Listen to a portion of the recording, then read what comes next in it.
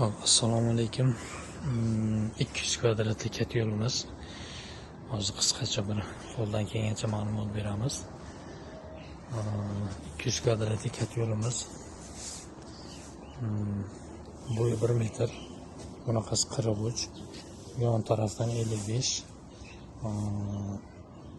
Bu eshigidan suv yuradi. Ichki holati eshigiga mana bunga o'xshab shilanka to'lanadi, bundan bitta podasiya yo'llanadi.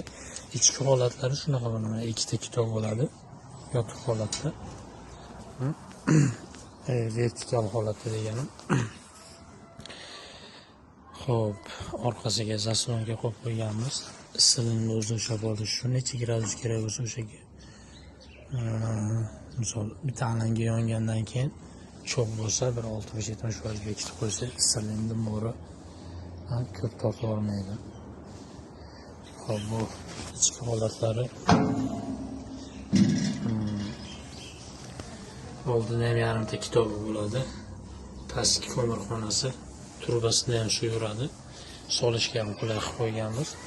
Bu yerda zapas, kulxona eshik, zapas qo'yganmiz.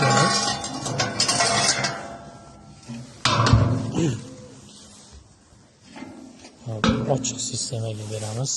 Bu 200 kvadratli ket yo'limiz 6 million so'm chiqadi. Komplegida ventilyator termasada regulator qo'shib beramiz. Shu holat. Endi yana bir xil ket yo'limiz bor. 200 kvadratli yotiq holatda. Bu ham ochiq sistemaga 5 million 800 ming chiqadi. Bu ham o'sha podacha, ventilyator termasi, datchik, obratga, tentlarga joy qo'yib, hamma yo'g'ini qo'yib qo'yganmiz. Bu ham shu 5 ta kitob bo'ladi. 5 marta aylanadi. Tutun. 5 marta aylanib turib. Xo'p. Pastida ham bir qator trubasi bor. 6-kitob deydi buni. Bu trubalardan ham suv yuradi, to'rala tomon ham yo'g'ida. Eshiklarni 2 qavat qilib iplik qo'yganmiz, xudo xolasa. Bu yerda zapas eshik bo'ladi.